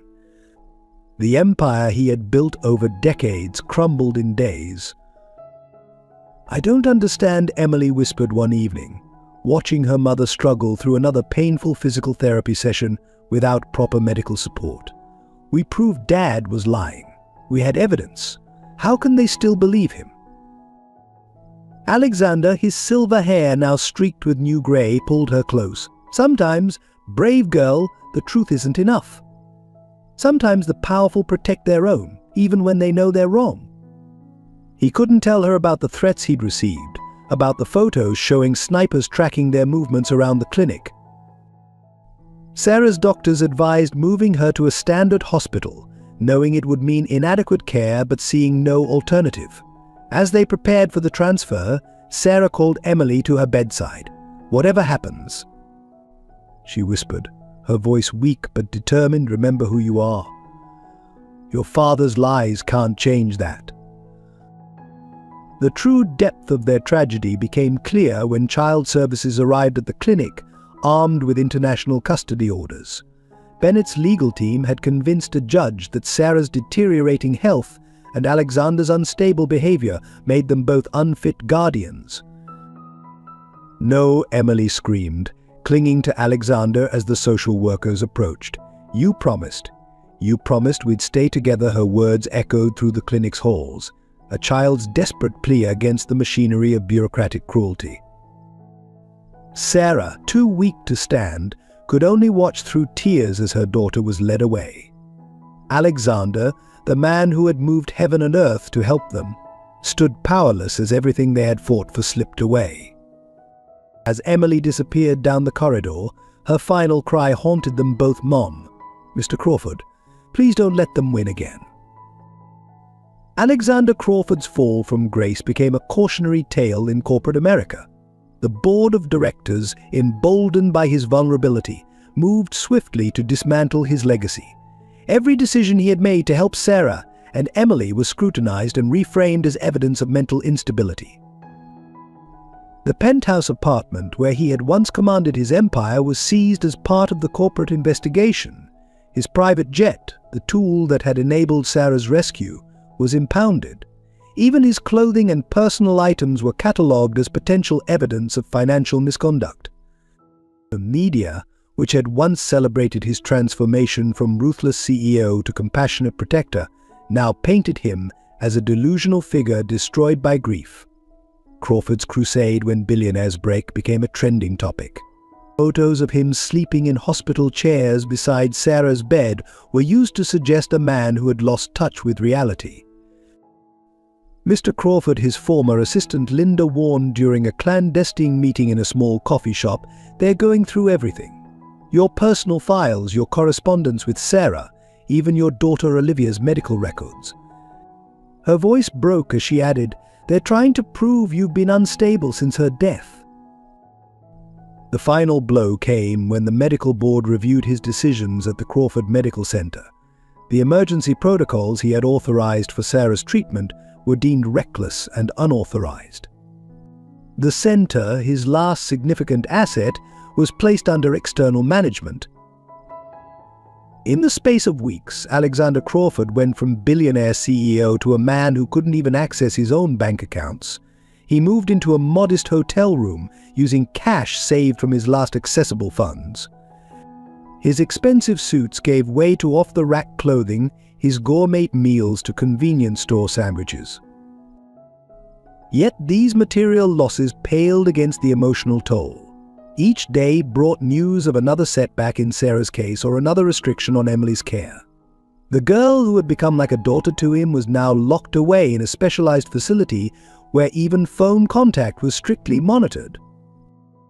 His lawyers, once eager to handle his business, now hesitated to return his calls. Former friends crossed the street to avoid him. The same corporate warriors who had once sought his mentorship now used his downfall as a lesson in their business schools. One rainy evening, standing in his hotel room looking at a photo of Emily and Sarah, Alexander finally understood the true cost of redemption. He had traded everything he had built for a chance to save 2 lives, to right ancient wrongs. And now, when they needed him most, he found himself stripped of the very power that had made him effective. The irony wasn't lost on him. He had spent years accumulating wealth and influence, only to discover that his most meaningful actions would cost him everything. In trying to protect a family that wasn't his by blood, he had lost the empire that had defined his existence. Linda, still loyal despite everything, brought him daily reports about Sarah's declining health and Emily's isolation. Each update was a new wound, a reminder of promises he could no longer keep. The man who had once commanded billions couldn't even send Emily a new teddy bear to replace the one she had lost. Emily's experience in the state facility became its own unique form of torment. The stark institution, with its antiseptic halls and rigid schedules, felt like a prison designed to break her spirit. Her room, shared with 3 other at risk children, offered no privacy for her tears or space for her careful medical notes. The facility's staff, following strict protocols, confiscated her journal documenting Bennett's crimes. Her phone, her lifeline to Alexander and her mother, was taken away. Letters she wrote to Sarah were screened but never seemed to reach their destination. Even her artwork, filled with messages of love and resistance, disappeared from the facility's walls. Daily therapy sessions became exercises in frustration as psychiatrists tried to convince her that her memories of her father's crimes were trauma-induced delusions. They spoke in soft, condescending tones about reconciliation and accepting her father's love, while ignoring the evidence she had helped uncover. Her roommates, dealing with their own traumas, alternated between hostility and indifference. At meals, Emily sat alone, pushing food around her plate while calculating how many days of proper treatment her mother had missed. The facility's educational program, designed for children with behavioral issues, felt like a mockery of her previous academic achievements. The worst part was not knowing if her mother was getting proper care, not knowing if Alexander was still fighting for them, not knowing if anyone remembered the truth anymore. Each night, she whispered her mother's medical instructions to herself, terrified of forgetting the knowledge that had kept them alive for so long. Supervised visits with Michael Bennett were mandated by the court, despite Emily's protests. Her father would arrive in expensive suits, playing the role of the concerned parent for the facility staff. "Your mother's illness confused you," he would say, his voice honey-sweet with manufactured concern. "But Daddy's here to make everything right." The other children envied these visits from her successful father, not understanding why Emily returned from each one shaking with suppressed rage. The staff noted her resistance to paternal bonding in their reports, adding to the narrative of her psychological instability. During one particularly difficult night, Emily overheard staff discussing Sarah's condition. Her mother had been moved to a standard hospital, where her specialized treatment protocol was replaced with basic care. Without the advanced medications Alexander had provided, she was slowly slipping away. That night, Emily made her first escape attempt. She nearly made it to the perimeter fence before security caught her. The incident resulted in new restrictions, constant monitoring, limited outdoor time, and behavioral modification therapy that left her feeling hollow and defeated. As weeks turned into months, Emily watched her careful plans and brave resistance crumble under institutional pressure. The girl who had outsmarted powerful men and exposed corporate corruption now struggled to maintain her own sense of reality against the facility's sustained gaslighting. Her only act of defiance became a small ritual each night. She would stand at her window, looking in the direction she imagined the hospital to be, and whisper, "Hold on, Mum, Mr. Crawford promised. He never breaks his promises." But even as she spoke these words, doubt crept in. The world had taken everything from them before perhaps this time it would win. The turning point came from an unexpected source. Linda Chen, Alexander's former secretary, had been quietly gathering evidence for months, building a network of whistleblowers within Bennett Pharmaceuticals. One rainy evening, she walked into the FBI's New York office with a hard drive that would shatter Michael Bennett's carefully constructed defense. "This isn't just about drug trials anymore," she told federal investigators. "I have proof of judicial bribes, evidence tampering, and conspiracy across 3 continents." The hard drive contained years of hidden correspondence, offshore account details, and most damaging of all, video recordings of Bennett discussing plans to eliminate Sarah permanently. The evidence was overwhelming. Emails showed Bennett had paid off key witnesses to fabricate testimony against Sarah. Financial records revealed millions in payments to judges and regulatory officials. Most crucially, Linda had preserved security footage from the Geneva incident, showing Bennett's armed mercenaries attempting to breach Sarah's hospital room. Alexander, operating from his modest hotel room, received the news via a secure message: "It's done. They're moving on Bennett now." Within hours, federal agents raided Bennett Pharmaceuticals, carting away servers and documents. The corrupt board members who had protected Bennett found their own crimes exposed. The dominoes began to fall. Judges who had ruled against Sarah were suspended pending investigation. The medical board members who had revoked her license faced criminal charges. Even the social workers who had removed Emily were revealed to have received payments through Bennett's network of shell companies.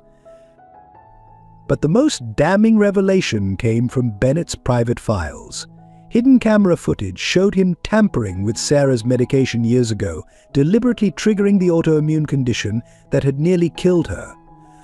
He had systematically poisoned his ex-wife, then used her illness to paint her as unstable and incompetent. News networks that had vilified Sarah now scrambled to report the truth. Headlines shifted dramatically. Bennett's house of cards, a decade of medical terrorism, exposed international authorities, froze his remaining assets, dismantling the criminal empire he had built on human suffering. The FBI's lead investigator personally visited Alexander's hotel room. "Mr. Crawford," she said, "we owe you an apology. Your actions, which we mistook for instability, were actually crucial to exposing this conspiracy. Without your protection of Sarah and Emily Mitchell, Bennett might never have been stopped." Alexander barely registered the vindication. "How quickly can you get Emily released?" he demanded, already reaching for his coat. The investigator smiled, holding up an emergency court order. "We're heading there now. Would you like to do the honors?" For Emily, deliverance came in the middle of another mandatory therapy session. The facility director entered, looking flustered, followed by Alexander Crawford and federal agents. The sight of Alexander, though thinner and grayer, sparked something in Emily she had feared lost forever hope. "Pack your things. Brave girl," he said, voice thick with emotion. "We're going to see your mother." Before they left, Emily faced the therapy group one last time. "I wasn't delusional," she announced clearly. "I wasn't traumatized or confused. I was right. And now everyone knows it." The other children watched in amazement as Emily Mitchell, the girl they had dismissed as troubled, walked out with her head held high. Sarah's vindication unfolded on multiple fronts. The medical board, faced with irrefutable evidence of corruption, not only reinstated her license but issued a formal apology. International medical journals published retractions of articles that had questioned her integrity, replacing them with investigations into Bennett's criminal enterprise. The hospital where she had once served as head of pediatric oncology invited her to return with full honors.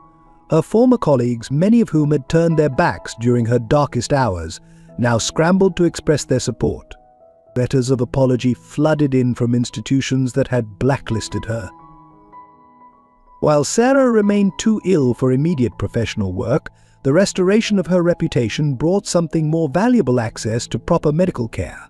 The Crawford Medical Center in Geneva, now returned to Alexander's control, reopened its doors to her. The specialized treatment protocol she had been denied could finally resume. The revelation of Bennett's systematic poisoning explained the mysterious progression of her illness. Testing revealed traces of carefully administered toxins designed to mimic autoimmune symptoms. With this knowledge, doctors could finally implement an effective treatment plan. Sarah's recovery, though slow, showed promising signs. Emily's daily visits to the hospital became celebrations of small victories. Each improvement in her mother's condition, each new sign of returning strength, felt like a personal triumph.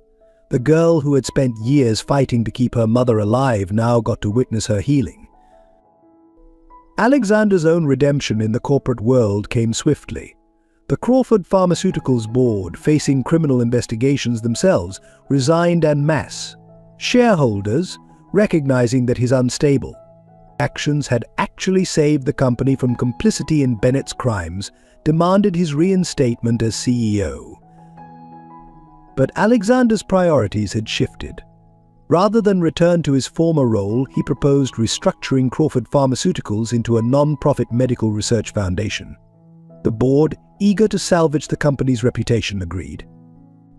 The same corporate machine that had once prioritized profits would now serve the values Sarah had always fought for. Linda Chen was appointed as the foundation's chief operating officer, her loyalty and integrity finally receiving proper recognition. Under her guidance, the organization began investigating neglected diseases and developing affordable treatments for rare conditions. The Crawford Medical Center expanded its programs to include a special wing for patients like Sarah, victims of medical fraud and corporate negligence. Emily, drawing on her experiences, helped design a support program for children of patients, ensuring no child would face such challenges alone again. As Sarah grew stronger, she began consulting on cases similar to hers, using her medical expertise to help identify other potential victims of pharmaceutical abuse. Her story became a rallying point for medical ethics reform, inspiring new legislation to protect whistleblowers and patients. Michael Bennett's final downfall played out in a Manhattan federal courthouse.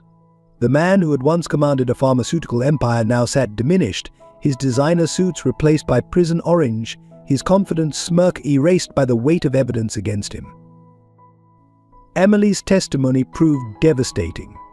Speaking with calm clarity, she detailed years of watching her mother's deliberate poisoning, of struggling to keep her alive while Bennett blocked access to treatment. Medical experts confirmed her detailed documentation of symptoms and reactions had been instrumental in understanding the method of poisoning. "I learned about medicine to save my mom," Emily told the hushed courtroom. But Dad knew more about poison, her words, delivered with the simple directness of a child, cut through the legal jargon and corporate doublespeak that had protected Bennett for so long. Sarah, still using a wheelchair but growing stronger each day, faced her ex-husband across the courtroom. "You didn't just try to kill me," she stated, her voice steady. "You tried to kill everything I believed in: integrity, compassion, the duty to protect our patients. But you failed. Those values survived, and they brought us justice." Alexander's testimony revealed the intricate web of corruption Bennett had woven through the pharmaceutical industry. His detailed records of corporate malfeasance, combined with Linda Chen's evidence, exposed dozens of co-conspirators. The investigation expanded to include hospital administrators, research facilities, and regulatory officials. The jury took only 3 hours to reach their verdict. Bennett was found guilty on all counts: attempted murder, medical fraud, corruption, and conspiracy. The judge, noting the calculated cruelty of poisoning his own wife and traumatizing his child, imposed the maximum sentence: multiple life terms without possibility of parole. As Bennett was led away, he tried one last time to catch Emily's eye, to manipulate her emotions. But she turned away, holding tight to Alexander's hand on one side and her mother's on the other. The man who had dominated their lives through fear had become irrelevant. The courthouse steps became a scene of redemption. Sarah, supported by Alexander, stood before the media not as a victim, but as a champion of medical ethics. Emily, no longer the desperate little thief, spoke eloquently about the importance of believing children when they report abuse. International headlines captured the moment justice prevails, Bennett empire falls as truth triumphs, financial markets responded as hundreds of fraudulent medical patents were invalidated, creating opportunities for affordable treatments to reach patients worldwide. The victory extended beyond their personal vindication. Sarah's case became a landmark in medical ethics law, establishing new protections for whistleblowers and stricter oversight of pharmaceutical trials. Emily's detailed records became a template for documenting medical abuse, taught in law enforcement training programs. 1 year after Bennett's conviction, the Crawford Medical Center hosted a unique celebration. The hospital's largest conference hall had been transformed, filled with flowers and laughter.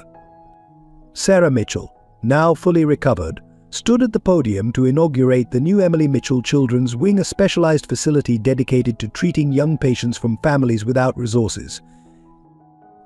"A year ago, I was fighting for my life in this very building," Sarah began, her voice strong and clear. "Today, we're fighting for others. My daughter taught me that even the smallest hands can change the world. This wing is her vision brought to life." She gestured to Emily, who sat between Alexander and Linda in the front row. Emily, now 10, had grown into her role as the hospital's youngest patient advocate.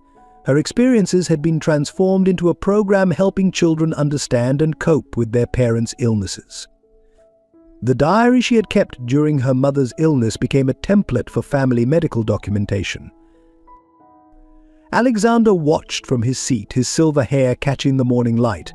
The past year had reshaped him as profoundly as any business deal ever had. Crawford Pharmaceuticals, under its new non-profit structure, had become a leader in developing affordable treatments for rare diseases. The fortune he had once hoarded now funded research grants and patient care programs. "None of this would have been possible," Sarah continued, "without one man who chose compassion over power, truth over profit. Alexander Crawford didn't just save my life, he showed us all that redemption is possible, that it's never too late to choose what's right." She turned to him, tears shining in her eyes. "You became the father Emily deserved and the partner I never dared hope for." The audience applauded as Alexander joined Sarah at the podium, taking her hand. The gesture, simple but profound, symbolized how far they had come from that first desperate encounter between a wealthy businessman and a small thief.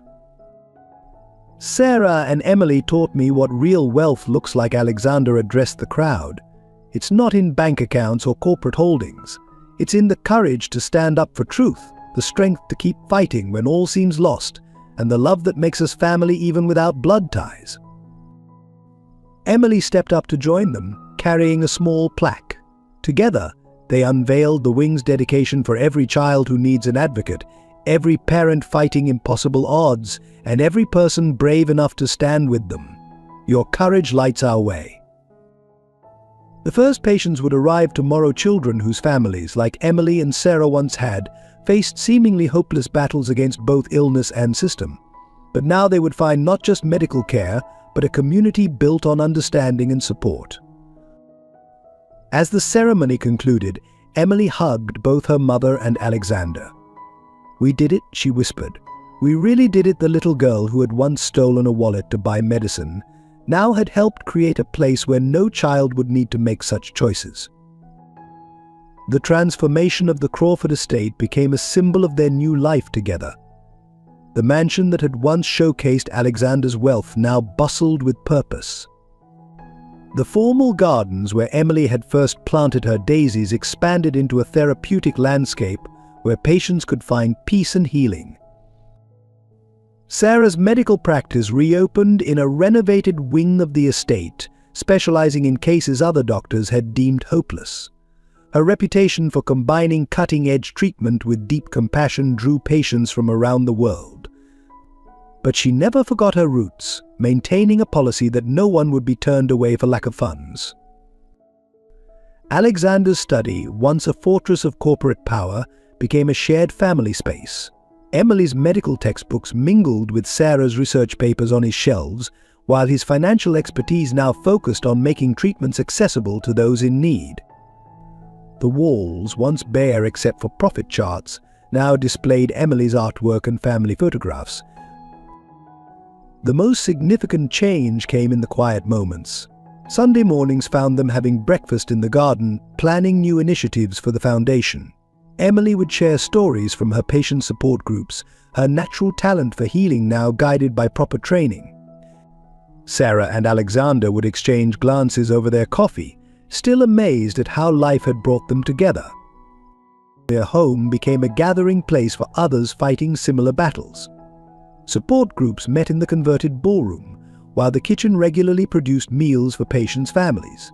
The same staff who had once served corporate dinners now coordinated volunteer programs and patient services.